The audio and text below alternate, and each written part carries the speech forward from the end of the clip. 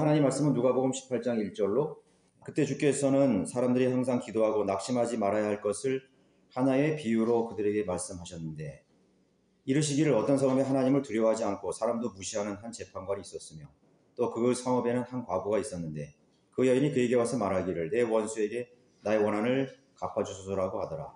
그 재판관이 얼마 동안은 듣지 아니하다가 그 후 속으로 말하기를 나는 하나님을 두려워하지도 않고 사람도 무시하지만 이 과부가 나를 귀찮게 함으로 내가 그녀의 원한을 갚아주리라. 그렇지 않으면 그 여인이 계속 와서 나를 귀찮게 하리라 하였느냐고 하시며 또 주께서 말씀하시기를 그 불의한 재판관이 말한 것을 들으라. 하나님께서 자신에게 밤낮 부르짖는 자신이 선택하신 사람들의 원한을 갚아주시지 않고 그들에게 오래 참고만 계시겠느냐. 내가 너에게 말하노니 하나님께서는 그들의 원한을 속히 갚아주시리라. 그러나 인자가 올 때 그가 세상에서 믿음을 찾아볼 수 있겠느냐고 하시더라. 오늘 강론드린 말씀의 제목은 또 다른 믿음입니다. 또 다른 믿음. 본문은 끈질긴 기도에 대한 하나의 교훈을 주는 비유였습니다. 그 여인은 과부였고 억울한 일을 당했고 그래서 그녀의 원한을 갚아줄 수 있는 불의한 재판관에게로 나아갔습니다. 그런데 그 재판관은 하나님을 두려워하지 않는, 즉 공의롭지 못한 재판관이 분명했습니다. 이 불의한 재판관은 여인의 부르짖음에 너무나 귀찮아서 할 수 없이 원한을 갚아주겠다고 했다는 것입니다. 그래서 들어줬다는 거죠. 귀찮아서 들어줬다는 것입니다. 그래서 하나님께서도 자신의 선택한 사람들의 그 인생의 문제, 원한을 오래 참고만 계시겠느냐? 아니라는 것입니다. 그 불의한 재판관도 정말 귀찮아서 들어주었다면 공의로우신 하나님께서는 자신의 선택한 사람들의 그 기도에 반드시 간청에 반드시 또 그 믿음에 반드시 하나님께서는 반응하시고 또 무언가를 해주신다는 것입니다. 그 문제를 속히 응답해 주시고 갚아주시겠다는 교훈입니다.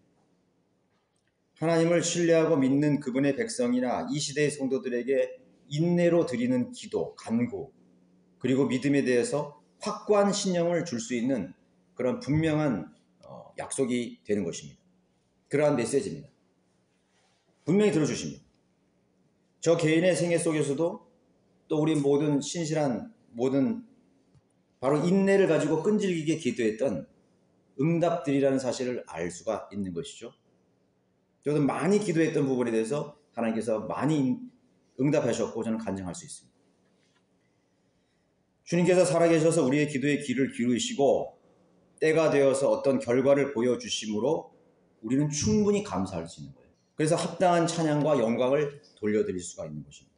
여러분들이 오늘 누리고 있는 모든 것에 대해서 오늘 이 자리가 여러분 자신의 기도와 또 누군가의 기도와 하나님의 자비와 은혜로 있을 수 있는 그런 자리인 것입니다. 제가 이 자리에 있는 것도 있을 수 있는 자리예요. 사실 이 비유가 적용되는 시점은 사실은 교회 시대가 아닙니다. 인자가 오실 때, 즉 주님께서 영광 가운데 이 땅에 다시 재림하시는 때인 환난 성도들에 대한 예언이에요. 환난 성도들의 예언. 그가 세상에서 믿음을 찾아볼 수 있겠느냐라는 물음은 단순한 물음이 아니에요. 이 세상에서 주님이 오실 때 그 믿음을 찾아볼 수 있겠느냐. 그 물음이 아닙니다. 단정입니다. 인자가 오실 시대에는 믿음을 찾아볼 수 없거나 거의 믿음을 가진 사람에 대해서 희박하다는, 믿음을 가진 사람들을 만나기가 희박하다는 그런 예언적 단정입니다. 믿음을 찾아볼 수 있겠느냐. 없다 이거죠. 거의 없다 이거죠. 믿음을 가진 사람을 찾아보기가 힘들다 이겁니다. 그러면 현재 우리가 생각하는 개념의 믿음은 어떤 성격을 띤 믿음인 것입니다. 여러분의 믿음은 어떤 믿음이죠? 바로 이 과부가 가지고 있는 믿음의 차원이죠. 대부분 그렇습니다. 이 과부가 하나님 앞에 끈질기게 기도하는 그런 믿음의 차원이에요. 그런데 주님께서 오실 때에는 그런 믿음의 차원이 아니라는 거예요. 그것에 대해서 오늘 제가 말씀드리려는 것입니다. 모든 사람의 믿음이 동일한 성격과 개념을 가진 것 같지만은 하나님께서는 각자의 믿음과 각 지역교회나 또는 사역자들의 믿음의 방향이 다른 곳을 향하고 있다는 사실을 알고 있습니다. 그러나 그러한 다른 곳을 향하는 믿음도 하나님께서는 인정하시고 받아들이시는 것이. 저는 본문에서 주님이 알려주시려고 하는 바의 믿음의 개념, 믿음을 통해서 얻어지거나 나타나는 결과가 너무도 상관되기 때문에 이런 접속사를 썼습니다. 그러나, 그렇죠? 그러나입니다.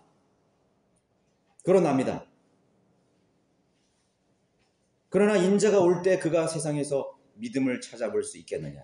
믿음을 찾아보기가 힘들다는 거죠. 네. 직접적인 표현으로 우리의 믿음의 결과나 기도에 대한 응답이 어디를 향하고 있습니까? 바로 내 자신을 향하고 있어요. 자신의 유익, 자신의 이익에 집중되는 그 초점이 자신의 믿음, 자신에게 이익이 되는 것에 믿음이 초점되어 있습니다. 기도가 거기에 초점이 맞춰져 있습니다.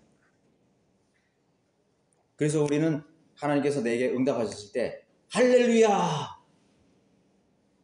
오 감사합니다 주님. 내 기도를 응답해 주시고 내 억울함을 내가 이렇게 인내로 오랫동안 기도했는데 하나님께서 드디어 내 기도를 응답해 주셨네요. 할 수 있다는 거예요. 그렇죠? 각 지역교회가 지향하는 기도의 응답, 가정에서의 기도에 대한 기대와 그 기대가 사람의 입장, 즉 긍정적 결과에 맞춰져 있다는 것이. 기도의 응답이 다 긍정적인 결과예요. 그렇잖아요. 여러분, 저 가정 다 망하게 해주십시오. 그렇게 기도하는 사람 있나요? 혹시 있을지는 모르겠어요.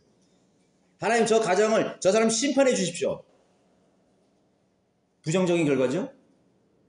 모르겠어요. 그것도 내가 보기에 긍정적인 결과가 될 수 있어요. 내 입장에 맞춰져 있으니까. 하나님의 입장에 안 맞춰져 있잖아요. 하나님 내게 가정이 안정되게 해주십시오. 내 진로를 인도해 주십시오. 내 병을 고쳐주십시오. 내 가정이 다 구원받게 해주십시오. 내가 오늘 가서 열매를 거둘 수 있도록 해주십시오. 구원받지 못한 준비된 혼들을 만날 수 있도록 해주십시오. 복음을 받아들일 수 있도록 해주십시오. 우리 지역교회가 강성해질 수 있도록 해주십시오. 저 뭐에 맞춰져 있어요? 나에게 맞춰져 있습니다. 지역교회가 맞춰져 있어요. 긍정적인 결과에 맞춰져 있죠. 그렇죠? 여러분 기도의 제목을 한번 다 보세요. 다 긍정적인 결과예요. 저는 한 번도 우리 교회를 위해서 하나님 우리 교회가 더 쪼그라들게 해주십시오. 더 소멸되게 해주십시오. 더 어려움 당하게 해주십시오. 난 그렇게 기도한 적이 한 번도 없어요. 저는 여러분들의 가정을 위해서 축복해주고 풍성해주고 물질적으로나 건강으로나 어떤 경우라든지 하나님을 섬기는데 걸림돌이 되지 않도록 저는 여러분들의 가정과 여러분들의 자손들을 위해서 자녀들을 위해서 기도하고 있습니다. 긍정적인 결과죠. 그래서 사람들은 그 긍정적인 결과를 얻었을 때 감사하고 하나님을 찬양합니다.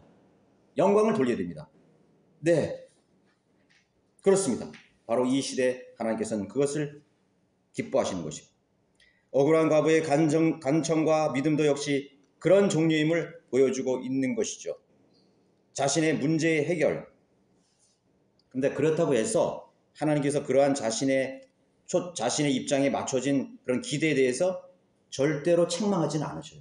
야, 왜 너는 네 자신만을 위해서 기도하고 모든 것이 잘 그렇게 긍정적인 결과만을 기도하지? 그런 거에 대해서 하나님께서는 절대로 책망하지 않아요. 그런 거에 대해서 기도하라 그럽니다. 너희가 구한 것은 받은 줄로 믿으라고 말씀하십니다. 믿음의 기도는 반드시 응답된다고 말씀한 것입니다. 그래서 이 교회 시대의 모든 시대의 사람들이 그런 수많은 응답을 받았습니다. 하나님께 영광을 돌렸습니다. 그것을 통해서 많은 사람들이 예수 그리스도를 알고 경험을 했던 것입니다. 비록 영적으로 어린 성도라도 응답에 대해서 분명히 응답해 주시는 하나님에 대한 믿음을 주님께서는 기뻐하고 계신다는 사실입니다. 주님께서는 이 시대의 교회와 성도들의 행복과 만족을 기뻐하시는 분이시기 때문인 것이. 각자의 믿음의 분량에 따라서 드려지는 기도와 섬김, 간구에 대해서 능력의 손길로 하나님은 채워주시고 풍성케 하시는 분이심을 우리는 분명히 신뢰해야 됩니다. 분명히 신뢰해야 돼요. 왜? 그런 믿음조차 가진 사람이 없기 때문에. 하나님 앞에 자신의 인생의 문제에 대해서 인내로 하나님 앞에 구하는 사람이 없다는 것이에요. 왜냐하면 자신의 유익과 불행하고 힘든 상황 속에서 자신을 건져내 주시리라는, 자신을 회복해 주시리라는 그런 믿음조차 없는 그리스도인이 이 시대에도 너무나 많기 때문인 것입니다. 그래서 사람들은 기도를 하지 않습니다. 기도를 해도 믿음으로 기도를 하지 않습니다. 자, 우리가 이해하려고 하는 기도의 응답이라는 것은 바로 본문의 과부가 원한을 갚아주는 차원인 각자의 인생의 문제, 교회의 문제, 국가의 문제, 개개인의 문제에 대한 해결이라고 할 수 있는 것입니다. 그것이 바로 우리가 보편적으로 이해하는 기도의 응답이죠. 하나님께서는 개개인의 삶의 문제를 위해서 믿음으로 기도하는 것을 기뻐하신 것입니다. 그러나 인자가 올 때, 자, 인자가 올 때는 어떤 상황이죠? 보편적으로 이어지는, 우리가 통상적으로 이해되어지는 그런 시대가 아니라는 것이에요. 인자가 오는 시대는 어떤 시대입니다. 이 시대와는 전혀 다른 상황이 벌어지는 그런 상황의 시대입니다. 지금 시대와는 전혀 다른 것이에요. 개인의 이익이나 문제 해결에 대한 답이 없는 시대가 돌아오리라는 것입니다. 무슨 말인지 아시겠습니까? 마태복음 24장 19절 보십시오, 여러분들. 인자가 올 때는 어떤 시대예요? 마태복음 24장 19절, 그날들에는 아이를 뵌 자들과 젖먹이는 자들에게 화 있으리라. 여러분, 어린아이가 죽임을 당하고 어머니와 자식이 헤어짐을 당하는 날이에요. 처참한 날이죠. 화 있으리라. 너희는 피난하는 일이 겨울이나 안식일에 일어나지 않도록 기도하라. 이는 그때 대환란이 있으니 그와 같은 것은 세상이 시작된 이후로 지금까지 없었으며 또 결코 없을 것이기 때문이라. 만일 그 날들이 단축되지 아니하면 어떤 육체도 구원받지 못하리라. 그러나 택함받은 사람들을 위하여 그 날들이 단축되리라. 단축되지 않으면 어떤 육체도 구원받을 수 없는, 구원받기가 너무나 힘든 혹독한 시대가 돌아오라는 거예요. 그러나 하나님께서 그 날들을 단축시키기 때문에 그래도 구원받은 사람이 있다는 것입니다. 이게 뭐예요? 인자가 올 시대입니다. 인자가 오는 시대예요. 어떤 것에 대해서도 보호받지 못합니다. 어떤 기도의 응답에 대해서도 보장을 받지 못해요. 하나님이 도대체 계신 건가? 그렇게 물을 수 있는 시대가 온다는 것이에요. 그렇죠? 겨울이나 안식일이 일어나지 않도록 기도하라. 피난하는 일이 겨울이나 안식일에 일어나지 않도록 기도하라는 것입니다. 자, 그 날들이 단축되지 않으면 어떤 육체도 구원받지 못하리라. 이 대목이 바로 인자가 올 때 믿음을 찾아볼 수 있겠느냐의 단서가 되는 구절입니다. 그 날들이 단축되지 않으면 어떤 육체도 구원받을 수 없는 것이에요. 구원받을 수 없다는 게 뭐죠? 믿음을 가진 자를 찾아보기 힘들다는 것이에요. 그 단서입니다. 어떤 육체도 구원받지 못하리라. 어떤 성도, 어떤 사람도, 어떤 사람에게서도 믿음을 찾아보기 힘든 세대가 온다는 것이에요. 여러분, 이북의 동포들이 구원받기가 쉬울까요? 아니면 우리 자유대한에 있는 이 국민들 중에 구원받은 사람이 쉬울까요? 누가 쉽겠어요? 자유대한민국에 사는 우리 여기 있는 사람들이 더 쉽죠? 거기서도 복음이 전해지고 여기서도 복음이 똑같이 전해진다면 누가 더 구원받기 쉽겠어요? 자유대한민국에 사는 사람이 더 구원받기 쉬워요. 누가 더 믿음을 포기하기 쉬울까요? 혹독한 이북에 사는 크리스찬들이, 그리스도인이 믿음이 있다면 그 사람들이 포기하기 쉬워요. 그렇게 혹독한 추위와 자유가 억압되고 비참한 굶어 죽는 이 현실 속에서 얼마나 기도하겠어요? 얼마나 부르짖겠어요? 여러분 생각해 보세요. 그 어떤 할머니가 그 녹음한 거 그 전에 있었잖아요. 할머니가 그 이 집을 들고 아버지시여, 아버지시여. 아마 그 할머니 돌아가셨을 거예요. 돌아가시는 순간까지 이 이북의 동포들을 위해서 그 혹독한 그 동토의 땅에서 신음하는 그런 그리스도인 하나님의 자녀들, 그들이 얼마나 주님을 기다렸겠어요. 얼마나 주님의 손길을, 얼마나 주님의 기도, 얼마나 많은 사람들이 그렇게 인내로 기도하다가 쓰러져 갔을까요? 어떤 사람은 그렇게 했을 거예요. 아, 하나님 없는가 보다. 하나님은 우리의 생애에 관심이 없는가 보다. 그렇게 해서 믿음을 포기한 사람도 있을 거예요. 어떤 누군가가 복음을 전했을 때 하나님이 어디였어? 이 나라를 보라고. 이 독재 국가를 보라고. 이 현실을 보라고. 누가 하나님이 계셔? 그렇게 그 복음에 대해서 반박했을 수도 있을 거예요. 힘들죠? 힘들 것입니다. 자유로운 상황에서 더 구원받기가 쉽다는 사실을 알고 있습니다. 복음 전파의 자유, 신앙의 자유가 있기 때문이죠. 모슬렘 국가에서는 구원받을 수 있는 가능성이 희박할 수밖에 없다는 사실이에요. 왜? 혹독한 박해가 있기 때문에. 그들이 자신을 향한 긍정적인 결과, 긍정적인 기도에 대한 결과가 돌아오기가 힘든 상황일 수 있어요. 물론 거기서도 기적이 일어날 수 있어요. 하나님께서 기적적인 손길로 보호하시고 그들이 믿음을 지속할 수 있도록 보호하십니다. 그러나 많은 경우 그런 것이 보장되지 않을 수도 있어요. 공산주의 사회에서, 모슬렘 사회에서, 이교도의 국가에서 여러분 교회사의 과거로 한번 올라오세요. 중세 로마 가톨릭 암흑 시대에 얼마나 많은 그리스도인들이 기도했겠습니까? 기도했겠어요. 그 사람들은 우리의 믿음과는 다른 종류의 믿음입니다. 오늘 북한 동포 속에 북한의 이북에 있는 동포들 중에 믿음을 가진 사람이 있다면 우리와는 다른 종류의 믿음이에요. 모슬렘에서 핍박 속에서 생명의 위협을 느끼면서 믿음을 지속하고 기도하는 사람이 있다면 우리와는 분명히 다른 종류의 믿음인 것이에요. 믿음을 찾아볼 수 있겠느냐? 하나님께서 그 다른 종류의 믿음을 찾아보시는 것입니다. 그리고 그 믿음을 우리에게도 간접적으로 요구하고 계시는 거예요. 여러분 그걸 잘 이해하시기 바랍니다. 그런데요 여러분, 교회사를 통해서 2000년의 교회사를 통해서 혹독한 박해의 시대, 로마 제국의 박해의 시대, 공산 이데올로기 시대, 수많은 그리스도인들이 감옥에 갇히고 고문당하고 피를 흘리고 유린되고 재산과 시민권을 다 박탈당하고 자식과 부모가 뿔뿔이 흩어지고 가정이 파괴되고 그런 속에서 복음이 전파된 그런 시대에도 복음이 전파되지 않았던 시대가 있었을까요? 지상의 모든 국가, 민족, 사상, 종교, 이념, 환영 그 어떤 종류의 시대 상황 속에서도 복음이 전파되지 않았던 장소나 국가가 있었을까요? 없었다는 사실이에요. 그러한 혹독한 복음이 되기가 불가능하게 보이는 그런 시대에도 복음이 전파되었다는 거예요. 놀랍지 않습니까? 여러분 이북에서도 복음이 전파되고 있다는 사실 여러분 이해가 가요? 저는 잘 이해가 안 가요. 어떻게 이해갈까? 우리 카빙턴 형제가 그 빵 공장 만들어가지고 복음 전하다가 그 빵 공장에 있는 한 그리스도인이 처형됐잖아요. 킹 제임스 성경 때문에 처형된 첫 번째 사례예요. 그러나 얼마나 많은 그리스도인들이 북한에서 처형된지는 우리가 알 수 없어요.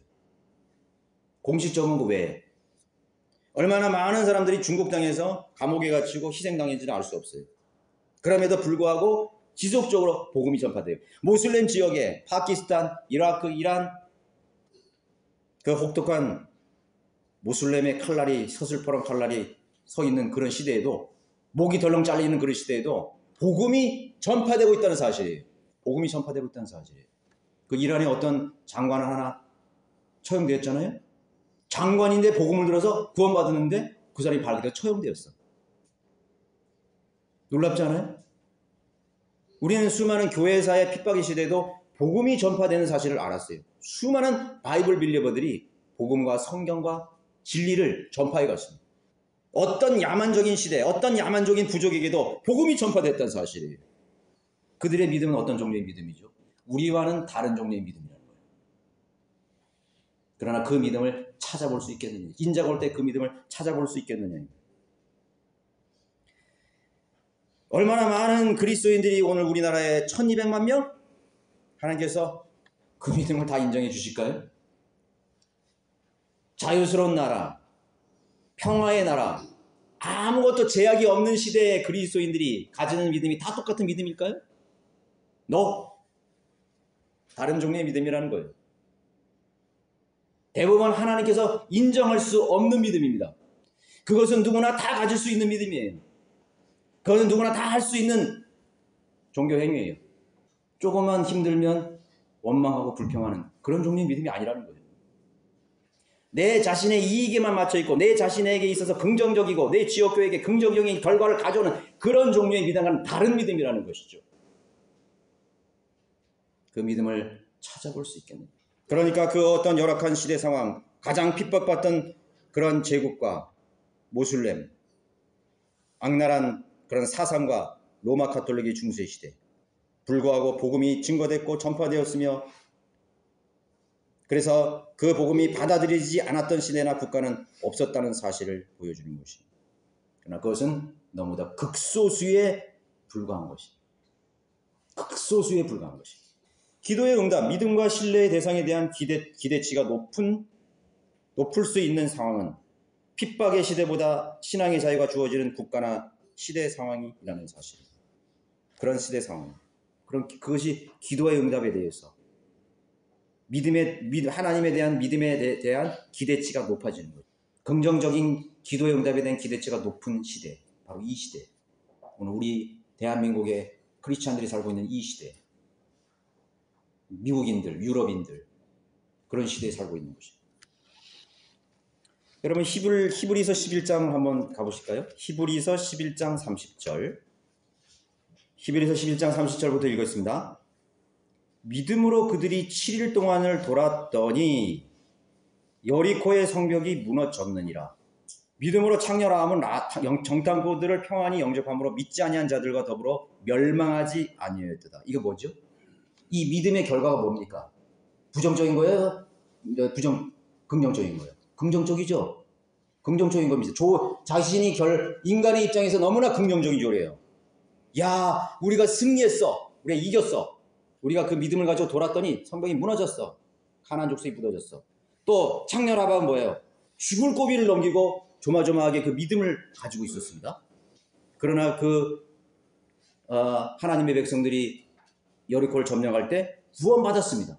멸망하지 않았습니다. 살았습니다. 긍정적인 결과죠. 그게 뭐에 의해서 긍정적인 결과가 나왔습니까?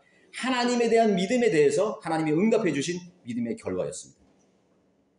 또 32절 보세요. 내가 무슨 말을 하리요? 기드온, 바라, 삼손, 입다, 다윗 또한 사무엘과 선지자들에 관하여 말하려면 내게 시간이 부족하더라. 그들은 믿음을 통하여 왕국들을 정복하기도 하고, 뭡니까? 긍정적인 결과죠. 왕국들을 정복했어요. 이겼어요. 기도에 응답하셨어요. 의를 이루기도 하고 약속을 받기도 하고 사자들의 입을 막기도 하며, 다니엘이죠. 긍정적인 결과예요. 사자들에게 잡혀 먹지 않았어요. 찢기지 않았어요. 긍정적인 결과예요. 좋은 결과 나왔습니다. 자, 34절에 보세요. 불의 세력을 소멸하기도 하고, 긍정적인 겁니다. 칼날을 피했어요. 연약함 중에 강하게 되고, 긍정적인 결과예요. 전쟁에서 용맹스럽게 되기도 하며 외적들을 패주시키기도 했습니다. 할렐루야, 아멘. 하나님은 위대하신 하나님입니다. 내 기도를 응답해 주셨습니다. 할렐루야입니다. 그러나 35절에 보세요. 여자들은 그들의 죽은 자들을 다시 살려받기도 하고, 어떤 사람들은 고문을 당하면서도 굳이 면하려 하지 않았으니. 얼마나 상반됩니까? 고문을 받았는데 그걸 굳이 면하려 하지 않았어요. 그대로 그 고통을 다 받았어요. 물론 사람인지라, 하나님, 내가 이 비참한 현실 속에서 나를 구원하실 수 있으면 나를 좀 피하게, 그렇게 기도했었겠죠. 그러나 뭐라 그랬어요? 그런 결과가 안 왔다는 거예요. 안 왔기 때문에 굳이 면하려 하지 않았습니다. 고문을. 이는 그들이 뭐예요? 더 좋은 부활을 얻고자 함이라. 그들의 믿음의 결과, 기도의 결과가 여기에 있지 않고 어디 있죠? 저 영원한 세계에 있었습니다. 또 보세요. 또 어떤 사람들은 잔혹한 조롱과 채찍질의 시련도 받았고, 더욱이 결박당하고 감옥에서 갇혔으며. 여러분, 앞에 있는 믿음의 결과가 얼마나 상반됩니까? 그렇죠. 상반되죠? 돌로 맞고 톱으로 켜지고, 톱으로 켜졌대요. 시험을 당하고 칼에 살해되었으며, 양의 가죽과 염소의 가죽을 쓴 채 유리하며 궁핍과 고난과 학대를 당했는데. 비참한 결과죠. 그러나 이 사람들이 뭐예요? 믿음의 선조들, 믿음의 용사들이었습니다. 그들은 어떤 사람의 믿음보다 더 충천해 있었습니다. 어떤 사람의 믿음보다 더 수준 높은 믿음을 가지고 있었어요. 성숙했습니다. 그런데 뭐예요? 부정적인 결과 나왔죠? 세상은 그들이 살만한 데가 못 되었으므로 그들은 광야와 산수가 공굴과 토굴에서 유리하였느니라. 하나님, 내가 먹을 것이 없어서 하나님 먹을 것을 주시고, 집을 주시고, 좋은 환경 주시고, 직장도 주시고, 자녀들이 성공하는 것을 보여주시고, 행복해하는 모습도 보시고, 얼마나 다른 믿음입니까? 그런 날에 믿음을 찾아볼 수 있겠느냐. 여기 있다는 거예요. 이 사람들을 여러분들에게 제시하고 있습니다. 또 다른 믿음을 제시하고 있어요. 이 사람들이 모든 믿음을 통하여 좋은 평판을 얻었으니. 자, 구약의 성도들에 대한 것이죠. 예수 그리스도 오기 전에 그런 믿음을 가졌어요. 얼마나 큰 두 극단을 우리에게 보여주는 것입니까? 똑같은 믿음인데 두 큰 극단을 보여주고 있어요. 어떤 성도는 그야말로 가장 좋은 상태, 긍정적인 열매들, 정복, 승리, 왕국을 정복하고 사자입을 막고 생명을 건진 일입니다. 인간의 입장에서 좋은 결과죠. 반면 믿음의 결과가 정반대인 경우가 나타납니다. 인간의 입장에서 비참하고 불행한 그런 경우도 있다는 사실을 보여주는 것입니다. 고문, 패배, 조롱, 채찍질, 고통, 감옥, 생이별, 광야와 산속으로 유리하는 비참한 삶. 너무도 고통스러운 현실에 직면했던 믿음의 사람들에 대한 기록을 기록하고 있습니다. 그 사람들이 무엇을 위해서 기도했을까요? 그 비참하고 고통스러운 현실을 끝내주시기를 바랬을 것입니다. 그러나 그 사람들은 금방 하나님의 뜻을 알아차렸습니다. 그들의 믿음은 자신을 향하고 있지 않았어요. 하나님을 향하고 있었습니다. 하나님의 약속을 향하고 있었습니다. 하나님의 뜻을 향하고 있었습니다. 우리의 믿음이라는 것은요, 내 현실에 맞춰지는 그거는 가장 기본적인 것이에요. 그러나 우리가 좀 더 성숙하면 어디에 맞추냐면 하나님의 뜻에 우리의 믿음이 맞춰져 있는 것입니다. 하나님의 하시고자 하는 그 뜻에 우리의 믿음이 맞춰져 가는 거예요. 그것이 심판이든 민족들에 대한 심판이든 어떤 것이든 하나님이 역사를 과정하는 그 과정 속에서 하나님의 뜻에 맞추려고 합니다. 내 입장에 맞추지 않아요. 인간의 긍정적인 결과에 맞추지 않아요. 하나님의 뜻에 맞추집니다. 그래서 나에게 주어지는 결과가 어떠하든지 그것은 상관이 없습니다. 그 믿음을 하나님께서 찾겠다는 것입니다. 혹독한 박해의 시대, 적그리스도가 통치하는 그 시대에 하나님의 뜻을 찾겠다는 것입니다. 하나님께서 이 그리스도인들을 하나님 핍박에, 고문에, 그리고 어려운 상황에 내어주심으로써 하나님의 뜻을 이룰 수 있다면 할렐루야 아멘 할 수 있는 그런 믿음을 찾겠다는 것입니다. 여러분의 믿음의 종류는 무엇이죠? 하나님께서 여러분에게 물으실 것입니다. 물으실 거예요. 여러분들이 만약에 그러한 똑같은 상황 속에 있다면 여러분은 어떤 믿음을 가지고 있을까? 그럼에도 그들은 하나님에 대한 신뢰와 믿음을 잃어버리지도 않았고 빼앗기지도 않았다는 것입니다. 빼앗기지도 않았어요. 그들이 바랬던, 그렇게 간절히 바랬던 기도의 응답은 죽는 순간까지 오지 않았습니다. 그럼에도 불구하고 그들은 하나님에 대한 신뢰와 믿음을 놓지를 않았습니다. 하나님은 이 생에서만 있는 하나님이 아니라 영원한 세계의 하나님이십니다. 하나님은 이 역사의 이 시대뿐만 아니라 과거의 영원 전에 계셨던 하나님이십니다. 하나님을 모르면 믿음을 놔버리죠. 내 삶의 문제가 해결되지 않는 거예요. 나의 이 비참한 현실이 하나님께 나가는 이 장애물이 해결되지 않는구나 하면서 사람들은 실망하고 낙심하고 절망하며 오히려 하나님을 원망하는, 하나님을 떠나버리는. 그러나 우리의 믿음이, 우리의 구원이 잃어버리는 건 아닐 것이죠. 은혜의 시대니까. 우리는 여기서 중요한 교훈을 얻을 수 있어야 되는 것입니다. 바로 그런 믿음. 인자가 올 때 적그리 통치하에서 아무런 여명도 없어 보이는 그런 현실 앞에서, 아니 고통이 뻔한 결과라는 것을 알면서 믿음에 대한 보상, 기도와 간구에 대한 주님의 응답은 오히려 정반대로 죽음, 하나님의 응답이 내가 바라는 그 자유가 아니라 감옥, 내가 정말 원하는 나를 향한 그러한 소유, 풍부함, 그런 것이 아니라 빼앗김, 눈물, 신음, 슬픔뿐인 그런 현실의 시대에, 그것이 뻔한 시대에 하나님을 신뢰하는 그 믿음을 원하신다는 것이. 그래서 원수들이 묻습니다. 그래도 그래도 너의 신을 신뢰하겠느냐? 하나님을 신뢰하겠느냐? 그래도 너는 하나님을 따라가겠냐? 예, 아멘!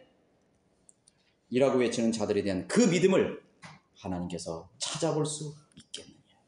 그것이 이 시대의 바이블 빌리버들에게 요구하는 하나님의 법입니다. 하나님이 찾고자 하는 그 믿음입니다. 여러분, 정말 우리 주님께서 기대하시는, 바라시는 믿음의 본질이 무엇인지 생각해 보셨는가요? 혹시 그런 생각은 안 해보셨는가요? 내가 믿고 기대하는, 간절한, 그렇게 바라는 상황이 오지 않을 수도 있다는 생각을 해보셨나요? 그럼에도 나는 그 믿음을 놓지 않는 것입니다. 그래도 나는 기뻐하고 즐거워할 수 있는 것입니다. 그래도 하나님을 신뢰할 수 있는 것입니다. 내가 바라고 원하는 것은 하나님이 기뻐하시는 것입니다. 내가 우리 분홍자매에도 내가 그랬어요. 전화로 그랬어요. 빨리 낳고 싶다는 거예요. 빨리 기도한다는 거예요. 그랬어요. 무조건 기도하지 마세요, 자매님. 나는 자매님을 위해서 무조건 기도하지 않습니다. 하나님 앞에 결단하세요. 하나님께서 자매가 건강하고 병을 낫게 해주는 조건이 뭐예요? 병이 나으면 또 육신적으로 살고 세상적으로 살고 세상 가치관으로 살고 나를 위해서 사는, 그래서 하나님 병을 낫게 해주시는 분이 아니시라는 거예요. 물론 그렇게도 하실 수 있는 분이시거든요. 자비하시고 내시는 분이에요. 그러나 적어도 우리는 그런 것이 아니잖아요. 하나님 나에게 다시 건강을 회복해 주시거든 나는 이제 전과는 다른 삶을 살겠습니다. 하나님께서 나에게 정상적으로 사고하고 정상적으로 걷고 정상적인 내가 온전한 정신을 하나님께서 주신다면 내가 주님 뜻대로 살겠습니다. 더 성경을 열심히 보고 공부하고 하나님 앞에 경배드리고 내가 나가서 복음도 전파할 수 있는 그런 결의를 가지고 하나님께 기도하는 것이. 여러분의 가정을 위해서 어떻게 기도하십니까? 하나님 내 아들, 딸, 내 남편을 하나님 진리로 돌아오게 해주십시오. 그런데 그 다음은 뭐예요? 그 다음은 뭡니까? 여러분 그런 걸 결의해 보신 적 있나요? 하나님께서 나에게 그 간절한 소원을 들어주신다면은 내가 온전히 내가 뼈가 부서지도록 내가 이 온몸이 닳도록 내가 주님을 위해서 하나님 앞에 내가 헌신하겠습니다. 여러분 그렇게 하셔야 돼요. 그렇게 하셔야 됩니다. 그것이 바이블 빌드의 기도해야 됩니다. 하나님을 알지 못하고 하나님의 뜻을 못하고 하나님께서 우리를 예비하시는 영원한 영광과 하나님의 놀라운 심판과 하나님께서 이 개개인의 모든 역사를 진행하시는 그분 없이는 아무것도 가치가 없는, 그분이 개입하지 않는 어떤 것도 무가치한 그런 세상이라는 걸 알았을 때 드려질 수 있는 것이에요. 여러분들의 삶의 의미라는 게 뭐죠? 뭡니까? 여러분들이 먹고 살고 내 건강과 내 이익과 내 행복을 추구하는 그것은 돼지와 같은 삶입니다. 짐승과 같은 삶이에요. 아닙니까? 돼지는 본능적으로 삽니다. 내가 더 먹고 내가 더 살찌고 내가 더 강성하고 즐겁고 쾌락을 누리고 약육강성의 시대예요. 남을 밟고 일어서고 그거 아닙니까? 인간이 그렇게 산다면 개돼지와 무슨 다를 바가 뭐 있어요? 저는 그렇게 생각해요. 인간이 지성이 있다고요? 그 지성 가지고 아주 합리화를 잘합니다. 짐승같이 살기 위해서, 짐승같이 사는 그런 생의 목적을 위해서 합리화를 잘하는 거예요. 내 지성, 철학, 사상, 여러 가지 종교를 만들어가지고 짐승처럼 사는 그 부끄러운 모습을 가리기 위해서 그 종교로, 사상으로, 철학으로 자기를 포장한 채 그저 짐승처럼 살다가 죽는 그런 인간의 더러운 모습을 포장할 뿐이에요. 하나님 없는 삶은 무가치합니다. 동물이 죽는 거나 인간이 죽는 거나 하나님께서 똑같이 보시는 거예요? 아니요. 하나님이 보시기에는 인간의 죽음은 더 비참한 거예요. 더 무가치한 거예요. 왜? 차라리 죽어서 없어지는 개돼지는 지옥이라도 안 가지. 인간은 지옥에 갈 수밖에 없는 무가치한 죄. 지옥이라는 건 뭐예요? 그토록 무가치하다는 거예요. 그처럼 가치가 없었다는 거예요. 여러분 차에 이렇게 타다 보면 우리 사랑하는 아기가 타고 있어요. 경적 울리지 마세요. 응? 있잖아요. 아기가 타고 있어요. 그런데요. 전쟁에서 수많은 사람이 죽어가는 겁니다. 러시아와 독일이 전쟁할 때요. 50만 명이 그 시베리아에서 죽어갔어요. 그 사람들이 어떤 사람이에요?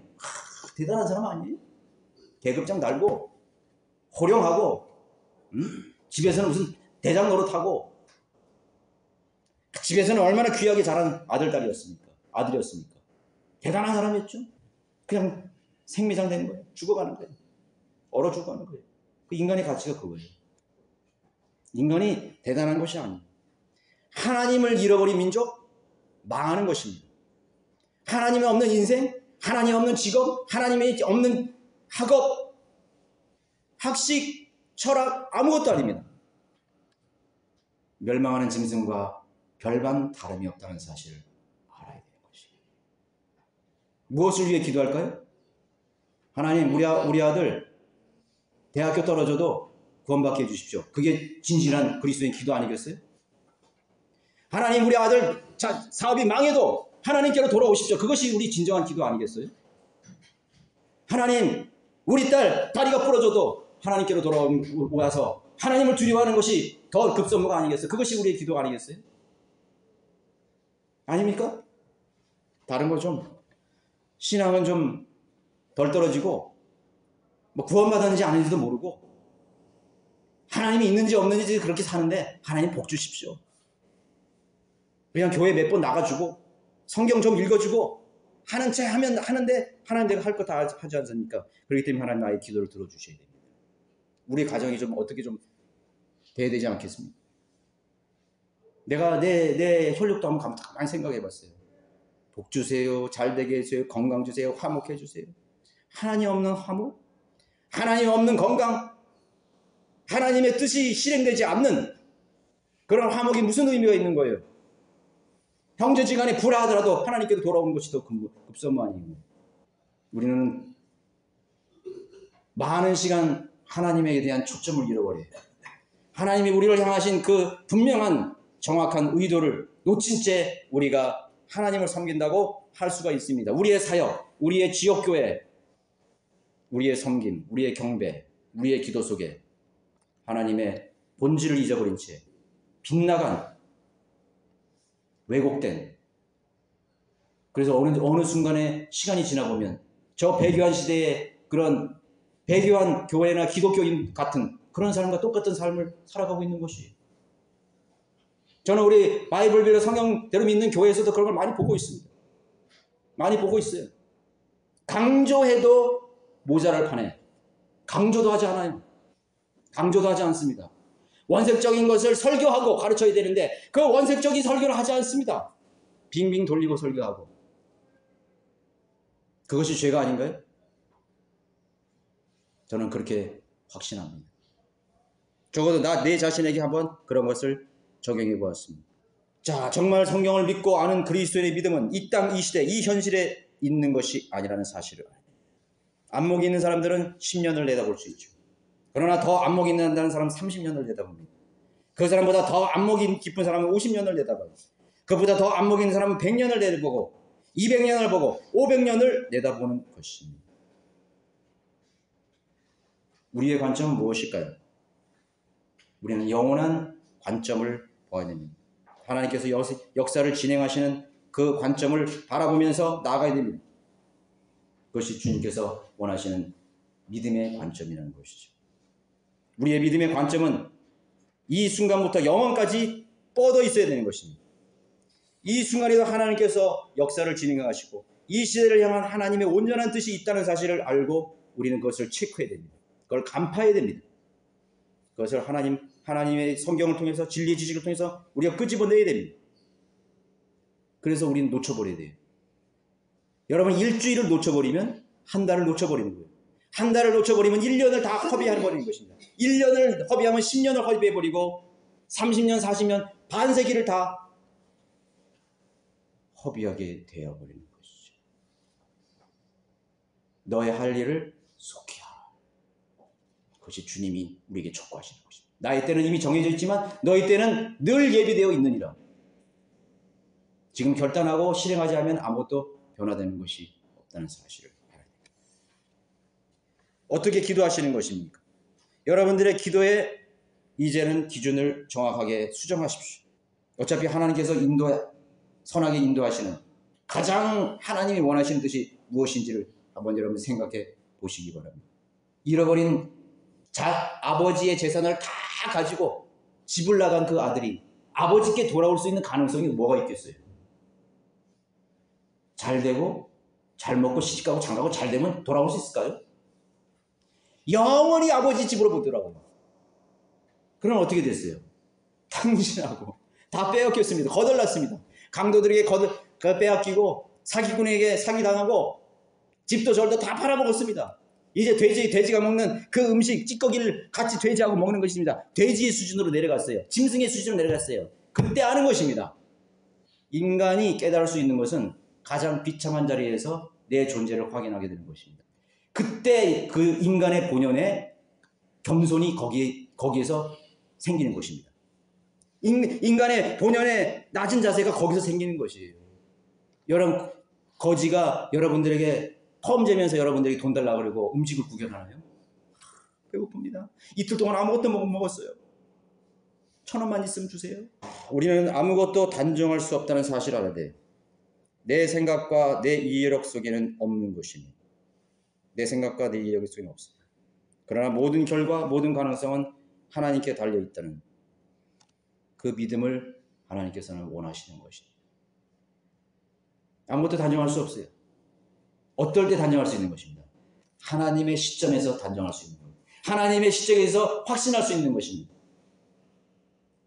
그것을 찾으셔야 돼요. 어떤 것을 보면 그것이 성경적 가치관이고 관점입니다.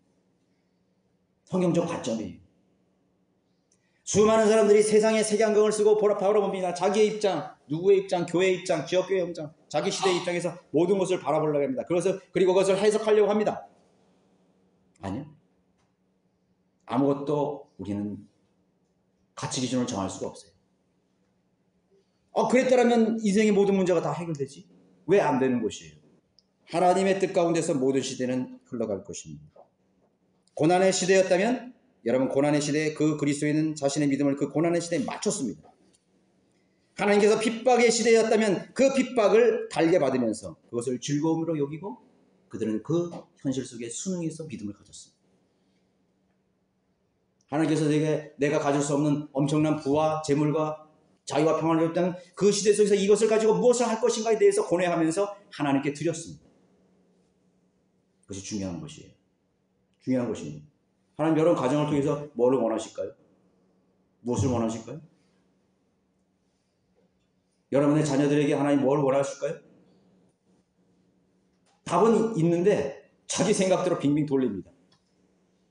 자기 생각을 하나님께 설득하려고 합니다. 하나님 이렇게 해주셔야 되지 않겠습니까? 그래 내 마음이 좀 평안할 것 같습니다. 기분 좋을 것 같습니다. 행복할 것 같습니다. 사실은요, 하나님은 여러분들의 만족과 평안과 행복을 원하시지만요, 깊이 들어가 보면요, 그것이 아니에요. 하나님께서는요, 그리스도 안에서 여러분들의 만족과 평안과 화평을 원하고 계십니다. 근데 그걸 잊어버려. 하나님의 뜻 안에서 기뻐하라요. 하나님의 뜻 안에서 즐거워하라요. 하나님의 뜻 안에서 만족하라요. 그런데 하나님의 뜻이 아닌 곳에서 만족하려고 그러고 기뻐하려고 그러고 내가 누리는 건강과 유익 속에서 행복을 느끼려고 그러는 것이에요. 그러나 또 다른 믿음, 하나님이 원하시는 믿음은 그 모든 것이 다 배제된 상태에서 기뻐하고 만족하고 즐거워하는 것입니다. 저는 어떤 아버지가 그런 이야기를 하는 것을 들었어요. 새벽 3시에 4시에 일어나가지고 새벽 그 오물을 막 치우면서 말이죠. 근데 인터뷰를 한 거예요. 어떠십니까? 그랬더니 즐겁습니다. 행복합니다. 힘들 것 같은데요. 다리도 저시고 막 기침도 막 하시고 굉장히 안색이 안 좋아 보이죠. 그래도 즐겁습니다. 왜 즐거운 거예요? 우리 가족을 생각하니까 너무 기뻐요. 내 아들이 지금 하버드대에서 공부하고 있습니다. 외국에 가서 공부하고 있습니다. 내 아들에게 이게 벌어서 내가 어떻게든지 고생해서 하는 것도 내가 너무나 즐겁습니다. 의미가 있습니다. 그게 진짜지. 그게 진짜 아니겠어요? 여러분들이 하나님에 대한 믿음이 있다면 여러분들이 어떤 고생을 하고 어떤 처지를 당해도 나는 기쁘고 즐겁습니다. 그렇게 얘기할 겁니다. 그 믿음을 찾아볼 수 있겠느냐. 대환란의 핍박 속에서 그 믿음을 혹독한 대환란의 시대에서 끝까지 견뎌가면서 목배임을 당해가면서 고문을 당해가면서 그런 시대에 내가 주님 내 기도를 응답해 주시고 그 믿음이 아니라 그래서 즐거워하는 그 믿음이 아니라 하나님의 뜻에 대한 그 믿음, 하나님을 신뢰하는 믿음. 주님은 곧 오셔서 이제 민족들을 심판하시고 악인과 의인을 가르시고 감춰졌던 모든 것들을 다 끄집어내셔서 모든 것을 계산할 날이 올 것이라는 그 불의한 재판장에 대한 얘기가 하나님은 불의한 재판장이 아니에요. 귀찮아서 사실 들여주시는 하나님은 아니에요. 그거를 얘기하려는 거예요. 하나님은 공의로운 재판관이죠. 불의한 일을 위해서는 그 사람에게 들어주시지 않는다는 거예요. 하나님께서 그 사람이 건강이 회복되고 부를 가지고 돈을 가지고 명예를 가지고 성공을 가지고 뭘 할 걸 뻔히 아는데 하나님은 주시겠어요? 주었다면 하나님이 아니지. 안 주시는 거예요. 근데 몰라서 하나님 주신다는 게 그런 하나님 없어. 그런 하나님 없어요. 저 사람이 건강이 회복되면 또 옛날로 돌아갈 것 같아. 하나님 안 주셔요. 데려가시는 거예요. 그걸 두려워하셔야 돼요. 하나님이 공의롭기 때문에 우리는 하나님을 두려워해야 되는 거예요. 하나님은 찔끔 눈 감아주시고 하나님은 인간에게 우롱당하시고 속는 하나님이 아니에요. 너 건강 주시면 뭘 할 거냐? 너에게 물질을 주면 뭘 할 거냐? 너에게 자유를 주면 뭘 할 거냐? 너희 교회가 강성해지면 뭘 할 거야? 뭘 할 거냐고. 교회 짓고 대형 교회 만들고 뭐 짓고 뭐 하고 먹고 마시고 그렇게 할 거냐? 만약에 그걸 들어줬다면 그건 하나님이 아니에요. 또 다른 신이지. 또 다른 신, 마귀지요. 사탄이 들어준 거예요. 얼마나 많은 사람들이 하나님을 가장한 우상에게 숭배하고 적그리스도를 섬기고 있고 가짜 하나님을 섬기고 있습니까? 그리고 하나님이 이 풍성한 것들을 우리에게 주었다고 그렇게 자랑하면서 사는 것입니다. 그게 하나님의 뜻인 거예요. 너무나도 오해를 하고 있다는 사실을 알아야 되는 것입니다. 우리의 믿음의 관점은 이생활과 영혼까지 뻗어 있어야 되는 것입니다. 우리는 쉽게 기뻐하거나 또 쉽게 또 낙심하는 사람들을 보게 됩니다. 그러나 우리는 그래서는 안 되는 것이죠. 그렇게 해서는 안 되는 것이에요. 안 되는 것입니다. 하나님께서 여러분들에게 고통을 주었다면, 역경을 주셨다면, 여러분들에게 아픔을 주셨다면 찾으시기 바랍니다. 하나님 나를 향하신 뜻이 무엇입니까? 무엇입니까? 찾으시기 바라요. 어쩌면 너의 인생은 여기서 이제는 너가 해야 할 일을 다 했다. 너가 해야 할 일을 다 했다. 하나님 데려가시는 거예요. 그럼 그거를 우리가 달게 받아들여야 되는 거예요. 기쁨으로 받아들여야 되는 거예요. 나 좀 더 오래 살고 싶습니다. 오래 살아서 죄만 짓고 다른 사람에게 수많은 부담거리가 될 바에야 차라리 하나님께 가는 게 나아요. 그러나 우리는 결단할 기회가 있다는 것이죠. 히스야가 그렇게 기도되어 있잖아요. 그러나 잘못된 기도죠. 나의 생명을 연장해야 되면 내가 주님 영광 위해서 그렇게 기도했어야 되는데 오래 살아봐야 죄만 짓고 하나님의 영광을 가렸습니다. 일 없어요. 여러분 얼마나 많은 나이 먹은 사람들이 어린아이보다 못한 철부지 인생을 살고 있는지 모르는 것이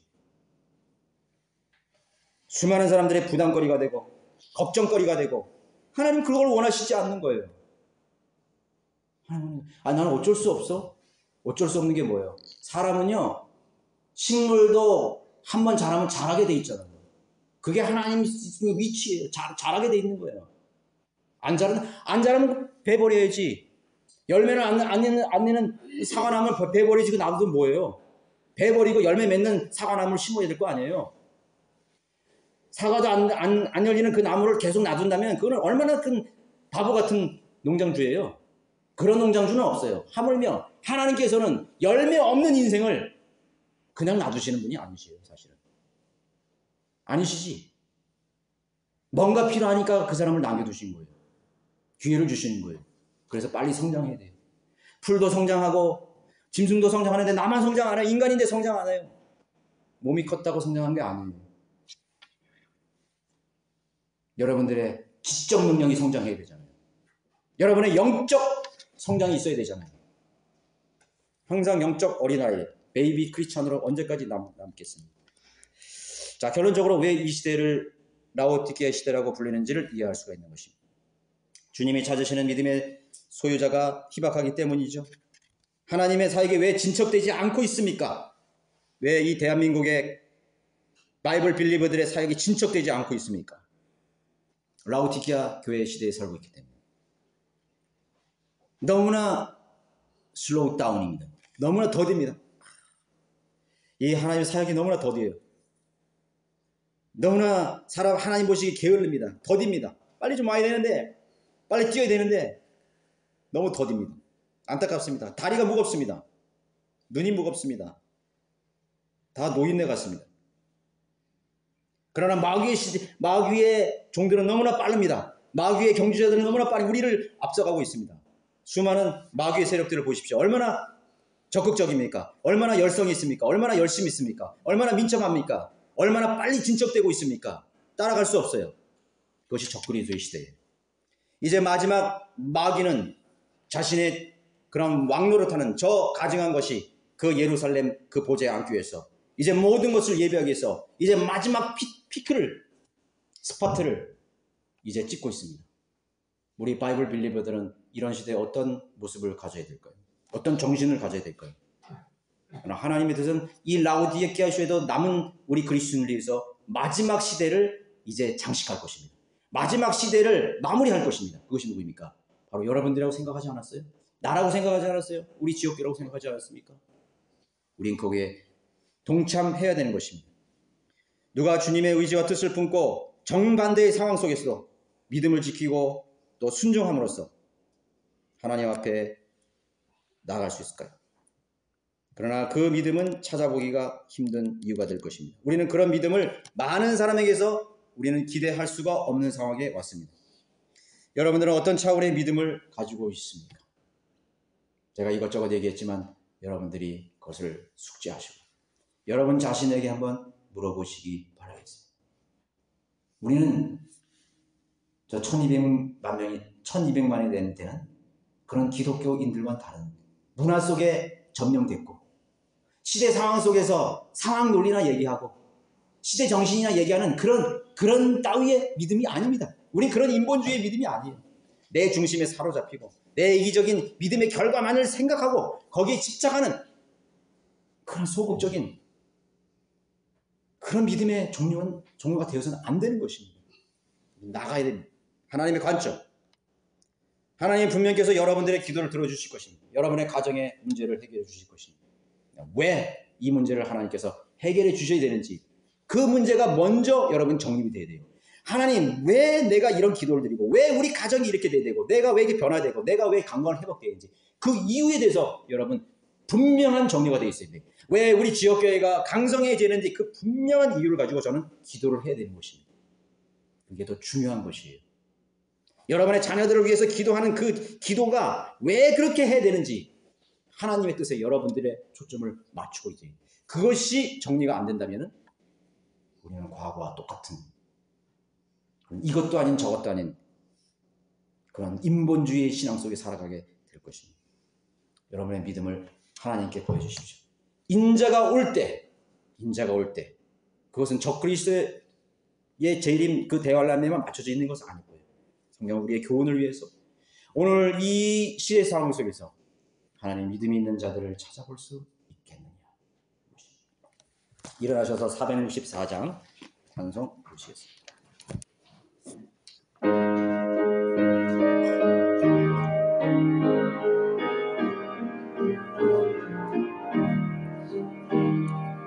세상과 마귀 합하리 큰 싹은 받도다. 주 믿는 사람 일어나 다 힘을 아까요. 저 앞에 오는 마귀 접읍시다. 주 예수 믿는 힘으로 온 세상이